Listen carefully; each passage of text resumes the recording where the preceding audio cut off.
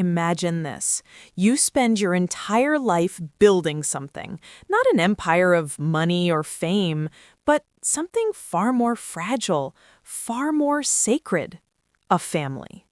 You pour every ounce of energy into raising a child, protecting them, sacrificing for them, believing with every heartbeat that they will grow into the best version of themselves because you gave them everything.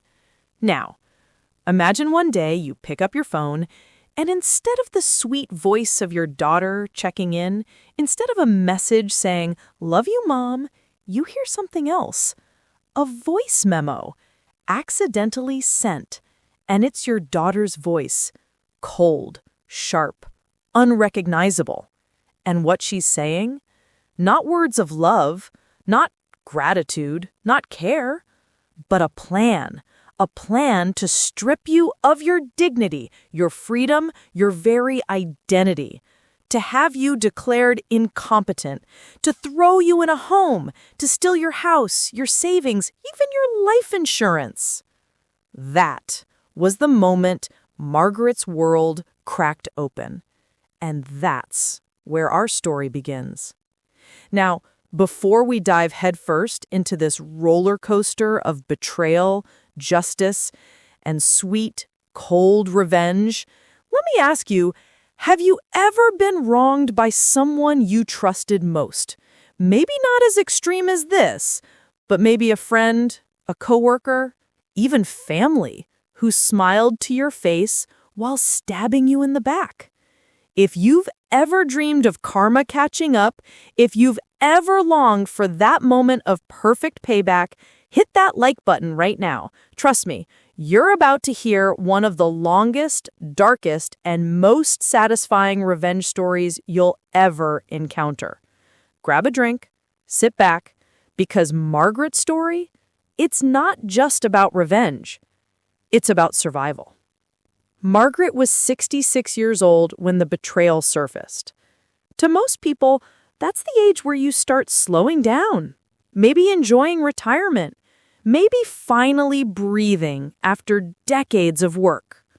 For Margaret, those decades were no joke. She was a single mother. Grace, her only daughter, was her entire world. When Margaret was young, she had dreams. Art, travel, maybe even her own business. But life didn't deal her a kind hand. Her husband walked out when Grace was just a toddler. No child support, no financial help, nothing but a baby on her hip and a mountain of bills.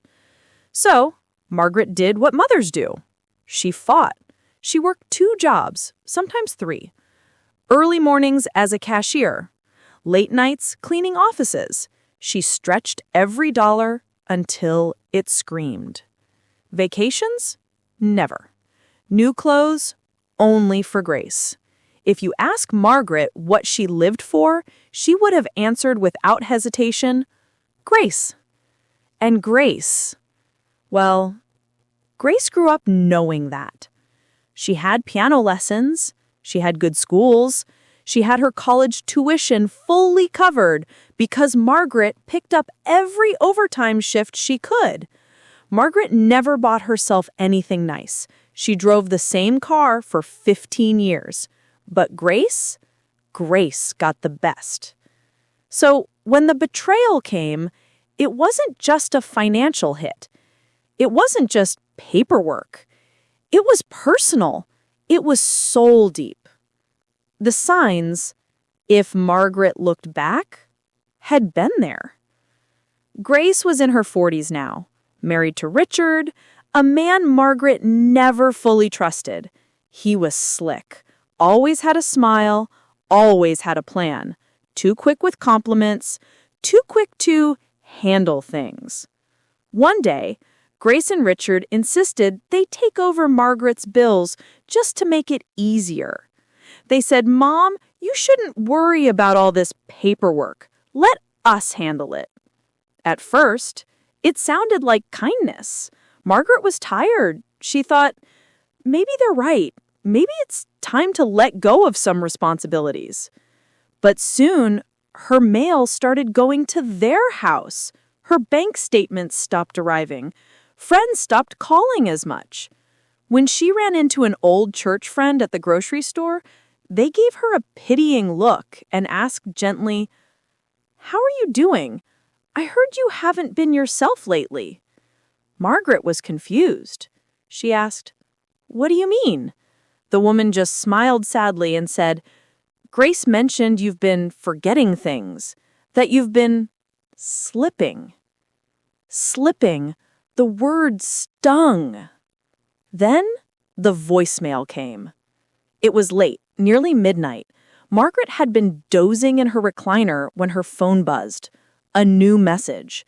She pressed play, expecting maybe a sweet goodnight from Grace, but instead, her daughter's voice. Cold. Calculated. "Once she's declared incompetent, the house is ours. Don't screw this up, Richard. We need those reports signed by the end of the month. The insurance, too. She'll be out of the way, and everything will finally belong to us." Margaret's breath caught. Her blood ran cold. She replayed it 3 times, hoping she had misheard. But no, it was clear, undeniable. Her own daughter was plotting to erase her. That night, Margaret didn't sleep. She sat in the dark, staring at the walls of the house that she had worked her whole life to pay off. The same house where Grace had taken her first steps, where every picture frame was filled with memories. And now, Grace wanted to take it all. Margaret didn't know it yet, but this was just the beginning, because if Grace and Richard thought she was weak, they were about to learn just how wrong they were. If the voicemail was the match, then what came next was the fire. Margaret wanted to believe, desperately, that maybe it was some kind of misunderstanding. Maybe Grace was venting, exaggerating, saying something cruel in the heat of a fight with Richard. But then, the small oddities she had brushed off started to make sense, and each one cut a little deeper. It started with the house. When Grace and Richard temporarily moved in to help out, it sounded harmless enough. Richard said, "Mom, you shouldn't be climbing up on ladders to change light bulbs. Let us take care of things around here." Margaret thought, maybe this is what family is supposed to do. Circle back, take care of one another. But little by little, the balance shifted. First, Richard insisted on sleeping in the master bedroom because his back hurt on the smaller bed. Grace followed him, of course. Margaret, she was moved to the guest room. Then, Grace started rearranging things. Her childhood photos came down, replaced with sleek, impersonal artwork. Margaret's knickknacks, souvenirs from flea markets, little treasures she'd collected, vanished into boxes in the garage. Her home no longer felt like hers. And the worst part? Richard would chuckle and say, "You're lucky, Margaret. You've got us here to keep you from living like a hoarder." Margaret laughed along. On the outside, inside, her stomach knotted. Then came the whispers, the comments. Always said with a smile, but dripping with poison. At dinner, Grace would say, "Mom, remember when you left the stove on last week? You could have burned the whole house down." Margaret blinked. "What are you talking about? That never happened." Grace just exchanged a knowing look with Richard. See? She doesn't even remember. Or when Margaret misplaced her glasses, something that everyone does, Richard would mutter under his breath, "Slipping again." They said it enough often, with enough pity in their voices, that Margaret started questioning herself. Maybe she was forgetting things. Maybe she was tired. Maybe age really was catching up. But then, she'd remember the voicemail, the plan, and it realized this wasn't forgetfulness. This was strategy. Invites to church events stopped arriving. Her neighbor, Mrs. Palmer, used to stop by for coffee every Thursday. Suddenly, she wasn't coming anymore.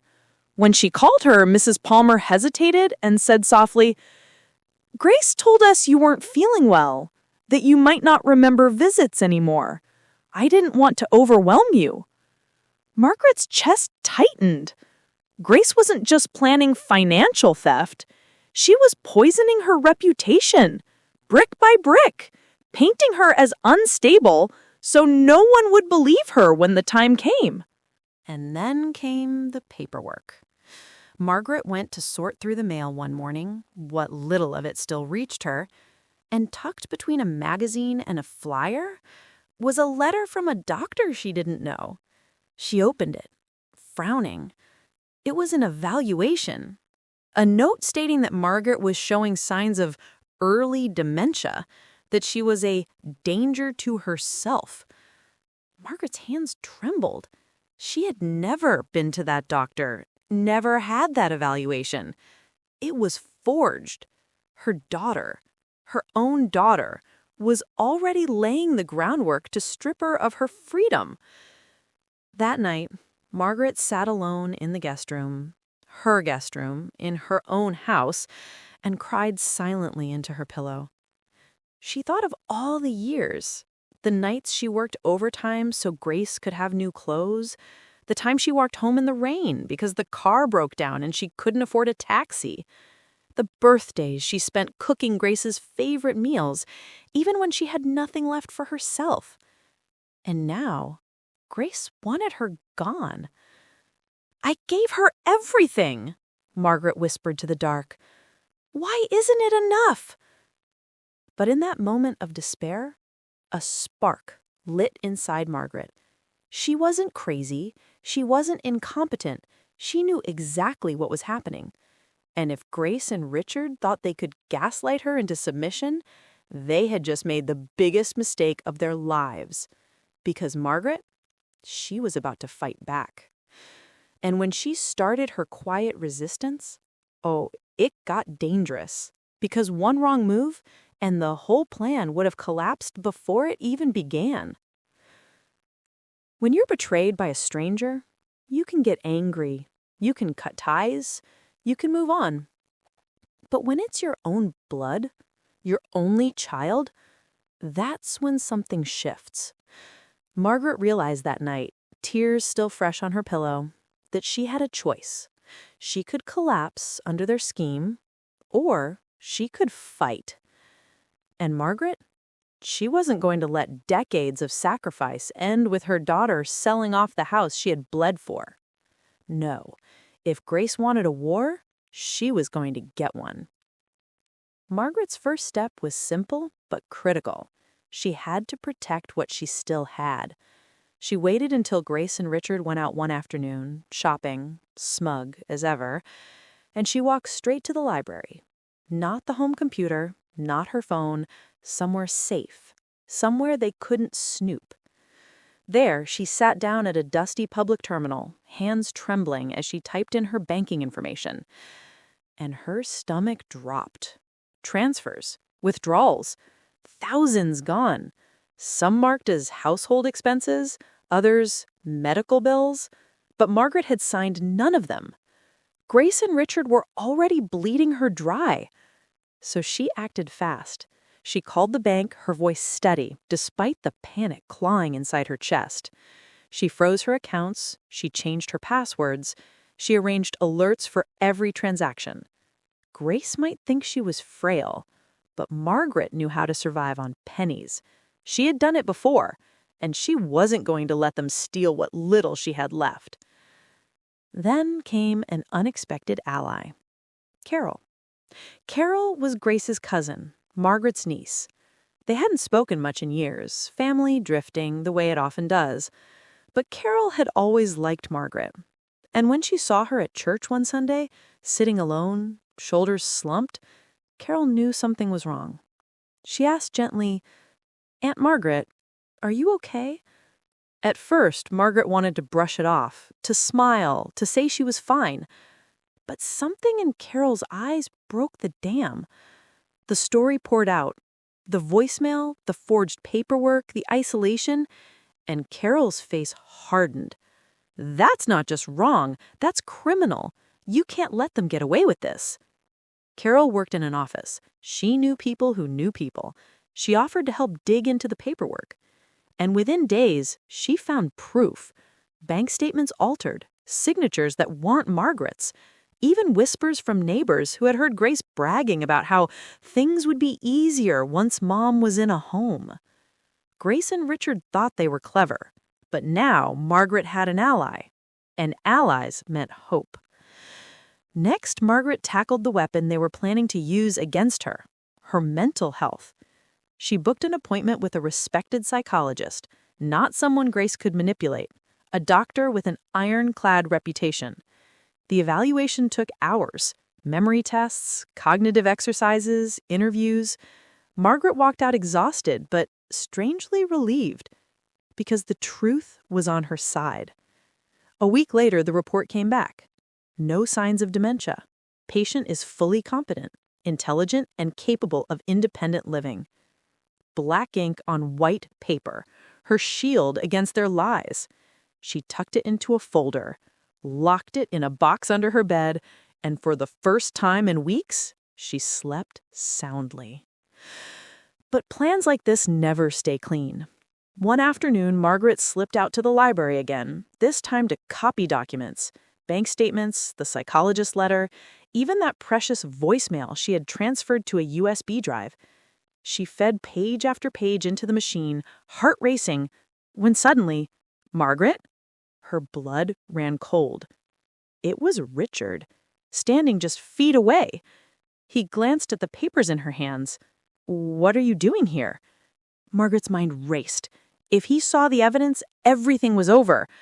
So she smiled, forcing calm into her voice. "Oh, I'm just copying some of my recipes. Carol wanted a few old family dishes." He chuckled, shaking his head. "Recipes? You could have asked Grace. She's been handling your stuff anyway." Margaret laughed along, sliding the pages into a manila folder before he could see. "Old habits die hard." He eyed her for a moment longer, suspicion flickering in his gaze. Then he shrugged and walked off. Margaret's knees nearly gave out, but she had gotten away with it. Barely. That night, Margaret pulled out a leather-bound journal. It was old, the cover cracked, pages yellowing. She hadn't written in it for years, but she needed to. She wrote down everything. The betrayal, the gaslighting, the forged reports, the stolen money. And one line she underlined 3 times. "I gave you life, and you tried to steal mine." Tears blurred the ink.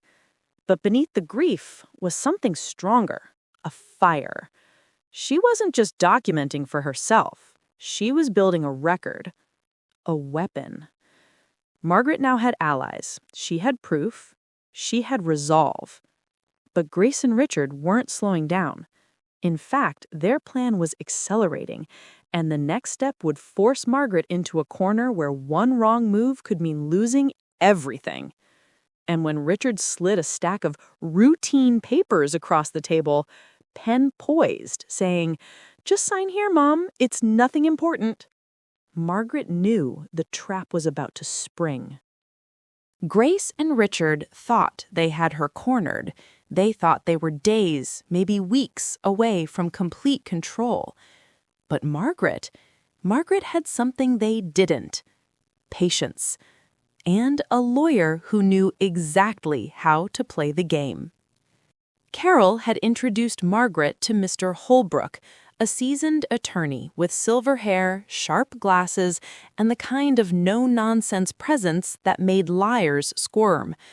Margaret sat in his oak-paneled office, wringing her hands as she explained everything: the voicemail, the forged papers, the stolen money.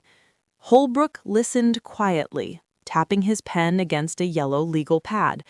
When she finished, he leaned forward.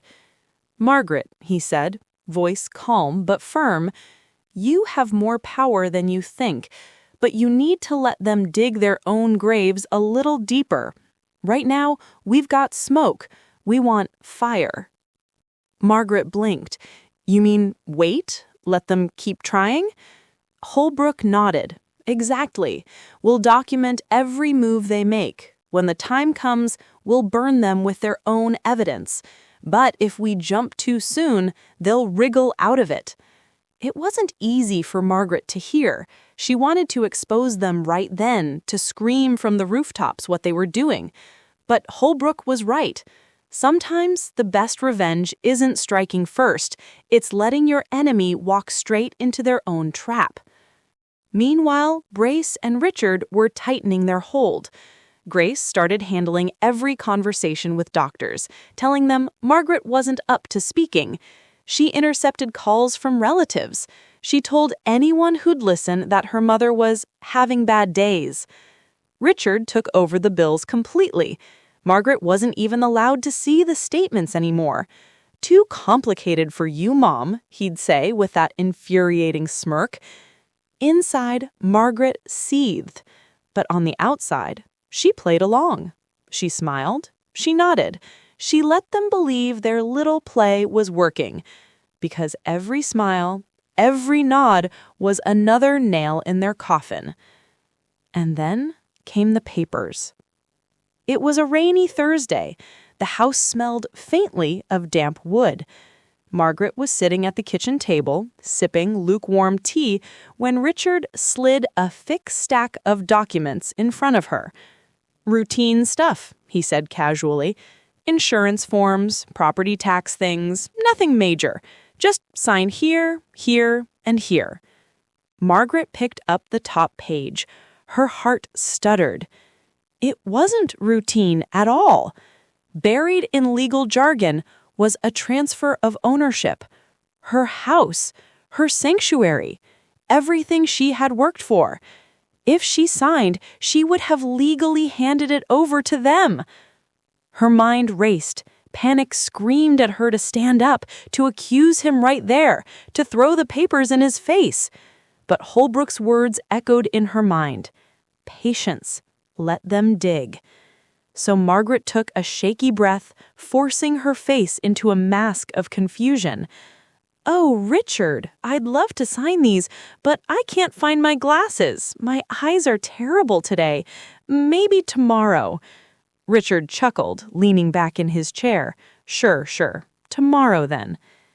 He thought she was slipping. He thought she was stalling because she was forgetful. But Margaret, she had just dodged the knife. That night, alone in her room, Margaret broke down. What if she had signed? What if she hadn't noticed? How many seniors had been tricked exactly this way, robbed not by strangers, but by their own blood? Her hands shook as she pressed her journal open, writing furiously. They think I'm weak. They think I don't see, but I do, and I will make them answer for every lie, every theft, every betrayal. The words gave her strength. Her pain became fuel. And let me ask you, if your child, your own flesh and blood, shoved papers under your nose and told you to just sign here, would you have caught it, or would you have trusted them? Be honest. Drop your thoughts in the comments, because Margaret, she almost fell for it. And if she had, this story might have ended very differently. With Holbrook's guidance, Margaret began building her arsenal. Every document photocopied. Every suspicious voicemail recorded. Every forged signature cataloged. Carol helped too, slipping her more evidence whenever she could. Together, they pieced together the puzzle, the fraud, the manipulation, the plan to institutionalize her. It was ugly, but it was airtight. And Grace, well, she was getting bolder. She started speaking in front of Margaret as though she wasn't even there. Once Mom's papers are processed, we'll finally be free, Grace whispered to Richard late one night. Margaret, sitting quietly in the next room, smiled to herself. They didn't know. They couldn't see. The more confident they grew, the more evidence they left behind. The trap was tightening. The stage was being set. Margaret was armed with evidence, with allies, with a lawyer who knew exactly when to strike. But Grace and Richard weren't finished. They thought they were days away from winning, from erasing Margaret, from seizing her house, her money, her life. And when they called a family meeting to finalize everything, papers ready, witnesses present, they had no idea they were walking straight into the jaws of their own destruction. For weeks, the house felt like a battlefield. Grace and Richard strutting like generals in command, Margaret playing the meek soldier, head down, lips sealed. But under the surface, she was loading the cannon. And now, the day of reckoning had arrived. It was a Sunday afternoon when Grace called it. "We'll get everyone together," she told Margaret brightly. "Just some paperwork, Mom, nothing big." The living room was staged like a performance. Documents stacked neatly on the coffee table, chairs arranged in a circle. Grace sat with her arms crossed, Richard lounging beside her, smug as ever. Carol was there too, invited under the guise of witnessing. They didn't realize Carol was firmly on Margaret's side. Margaret walked in slowly, her expression calm. Her heart, though, it thundered in her chest. She took her seat, looked around at the faces, and thought, this is it. This is where I take back my life. Grace tapped the papers with a manicured nail. "Mom, these are just routine transfers. We need to make sure the house is properly taken care of in case something happens to you." Richard chimed in smoothly. "Exactly. Just sign here and here. It's really for your protection." Margaret lifted the pen. Her hand hovered. And then she set it down. Her voice was quiet but steady. "Before I sign anything, I want you to hear something." Grace frowned. "What are you talking about?" Margaret pulled her phone from her pocket, scrolled, pressed play. "Once she's declared incompetent, the house is ours. Don't screw this up, Richard. We need those reports signed before the end of the month. The insurance, too. She'll be out of the way, and everything will finally belong to us." The words filled the room like poison gas. Carol's eyes widened. Richard's face went pale. Grace's jaw dropped. That's taken out of context," Grace stammered. Margaret's gaze was icy. "How exactly should I take it, Grace? Because to me, it sounds like you want me gone, locked away, stripped of everything I've earned." Before Grace could spit out another excuse, the front door opened. Mr. Holbrook stepped inside, briefcase in hand. His presence shifted the air instantly. Calm, controlled, deadly serious. He dropped a thick binder on the table, pages spilled out, bank statements, forged signatures, the falsified medical report, and finally, the real psychological evaluation declaring Margaret fully competent. Holbrook looked directly at Grace and Richard. "I represent Margaret," he said firmly, "and what you have done is fraud, forgery, elder abuse, and conspiracy. I have enough evidence to bury you both in civil and criminal court." Richard's smug smile disintegrated. Grace's face twisted, searching desperately for a defense, but there was none. Grace shot to her feet, voice shrill. "This is ridiculous! Mom doesn't know what she's doing. She's confused." Margaret cut her off, her voice like steel. "Confused? I've never been clearer in my life. You tried to erase me, Grace. But you forgot one thing. I taught you how to fight, and I will not let you take what I built." Richard muttered, "We were just trying to help." "Help? Forging medical evaluations? Emptying accounts? That's not help. That's theft. That's abuse." Carol crossed her arms, glaring. "You two make me sick. This is your mother, and you were ready to throw her away like garbage." The room was thick with shame. Grace's face flushed red. Richard stared at the floor. For the first time, Margaret wasn't the one shrinking. She was towering over them.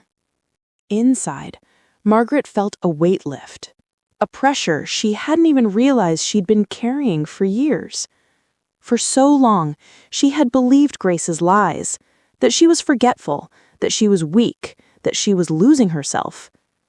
But in that moment, she knew the truth. She wasn't broken. She wasn't incompetent. She was strong. And her daughter's betrayal said nothing about her worth, only about Grace's greed. Grace and Richard sat cornered, their empire of lies crumbling in front of them. But this wasn't the end.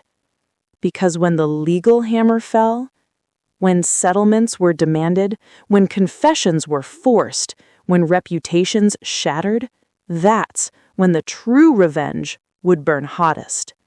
And Margaret, she was just getting started. The family meeting had shattered the illusion. Grace and Richard weren't the puppeteers anymore. They were the puppets. And Margaret, she was holding the strings. But exposing them was only the beginning. Now came the reckoning. Weeks later, Margaret stood in a polished courthouse, sunlight streaming through tall windows. Grace and Richard sat across the aisle, faces drawn, lawyers whispering frantically to their ears. The charges? Fraud, forgery, financial abuse of an elder. Holbrook presented everything. The forged medical reports, the fraudulent bank transfers, the incriminating voicemail. Piece by piece, their empire of lies collapsed under the weight of hard evidence. And the judge? He wasn't amused. He leaned forward, eyes piercing, and asked, "Do you have any defense for attempting to strip your mother of her rights, her home, and her dignity?" Grace stammered. Richard looked at his shoes. Silence stretched, heavy and damning. Faced with certain defeat, Grace and Richard caved. They agreed to return every stolen dollar, to pay damages, to cover legal fees, and, at Holbrook's insistence, they signed a public confession, written in black and white, notarized, and filed. We, Grace and Richard, attempted to defraud Margaret, to falsify documents, and to profit from her institutionalization. We accept full responsibility for our actions. It was humiliation in its purest form. Margaret didn't just want her money back. She wanted the truth, carved into history, so they could never deny it, never rewrite it. But court wasn't the only battlefield. When the confession became public record, the fallout was brutal. Grace's so-called friends, gone. Neighbors whispered behind closed doors. Invitations dried up. She became a pariah at PTA meetings and community gatherings. Richard wasn't spared either. His company launched an internal review. Then the IRS came sniffing, uncovering years of shady tax filings. The smug couple who once strutted around Margaret's home like royalty, now reduced to scrambling for lawyers, dodging debt collectors, and explaining to everyone why they were suddenly radioactive. Margaret watched from a distance, not with glee, not with vengeance, but with clarity. This wasn't just about payback. It was about reclaiming the dignity they tried to strip from her. They had underestimated her, written her off as a frail old woman. But Margaret had proved that intelligence, patience, and truth will always outlast greed and deception. Let me ask you, if you were Margaret, would you have gone this far? Would you demand public humiliation? Or would you have stopped at getting your money back? Drop your answer in the comments. I want to see how many of you believe in punishment versus pure justice. In the months that followed, Grace and Richard's lives shrank. They sold their luxury car to pay fines. Their dream of flipping Margaret's house crumbled. IRS agents camped on their doorstep. Everywhere they turned, doors closed. And the daughter who once dreamed of erasing her mother from her life now lived in the shadow of her own betrayal. For Margaret, justice had been served. The fraud was exposed. The thieves were punished. But her story wasn't over. Because once the dust settled, after the courtrooms and the confessions and the humiliation of Grace and Richard, Margaret finally had silence. Not the kind of silence that feels lonely, the kind that feels like peace. Margaret sold the house, the place that had once been her pride, then her prison.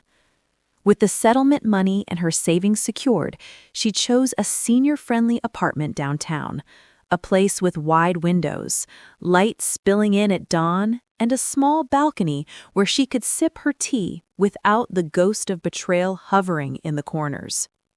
Her neighbors weren't whispering liars. They were retirees, artists, widows, grandfathers, people who greeted her in the hallways, people who asked if she wanted to join them for bridge on Tuesdays or watercolor classes on Thursdays. It wasn't just a new address, it was freedom. For years, Margaret's life had revolved around sacrifice, first for her daughter, then for survival. But now, she began to rediscover herself. She picked up a paintbrush again, something she hadn't done since her 20s. At first, her strokes were shaky, tentative, but soon her canvases bloomed with color, fiery sunsets, still lifes of fruit, portraits of the neighbors she'd come to love. She joined a local choir, volunteered at a shelter for abandoned seniors, people who had lived versions of her nightmare. And when she walked into those rooms, holding her head high, she wasn't a victim. She was a mentor, a survivor, a beacon. In her journal, Margaret wrote, "I spent decades believing love meant sacrifice, that being a good mother meant giving until nothing was left. But love isn't meant to destroy. True love is respect, protection, care. Anything else isn't love, it's control." Those words weren't just for herself. They were for anyone who might one day stumble upon her story. Because Margaret had learned the hardest truth. Forgiveness can bring peace, but forgiveness never means letting someone harm you again. Slowly, Margaret built something she never expected: a chosen family. Friends who checked on her, neighbors who invited her to dinner, volunteers who laughed with her, painted with her, sang with her. She wasn't alone anymore. And for the first time in years, Margaret didn't dread birthdays or holidays or quiet evenings. She looked forward to them. Because family, she realized, isn't about blood. It's about love. Let me ask you, have you ever had to cut off someone toxic, even if they were family? Did it hurt? Did it free you? Drop your story in the comments, because Margaret's story isn't just hers. It belongs to anyone who's had to choose peace over poison. As the years passed, Margaret did something extraordinary. She donated much of her estate to a foundation for abandoned seniors. She spoke at community events about elder abuse, about resilience, about dignity. Her voice shook at first, but then grew strong, steady enough to inspire others to stand up, to fight back, to reclaim their lives. People began calling her not just a survivor, but a warrior. And Margaret, she finally felt light. The betrayal still stung. It always would, but it no longer defined her. What defined her was the laughter she shared with her new friends, the brushstrokes on her canvas, the seniors she hugged after telling her story. She wasn't a broken mother anymore. She was a woman reborn. And every sunrise from her balcony reminded her it's never too late to start over. Sometimes, the deepest revenge isn't about crushing your enemies. It's about refusing to let them destroy you. It's about choosing joy even when they wanted you to live in despair. And Margaret, she didn't just survive betrayal. She turned it into the beginning of the best chapter of her life. If Margaret's journey inspired you, hit that like button. It lets me know you want more stories of justice and resilience. What's the longest you've ever waited for karma to strike? Share in the comments. I read every one. And don't forget to subscribe. Join thousands of people who believe in one thing, that in the end, the truth always wins.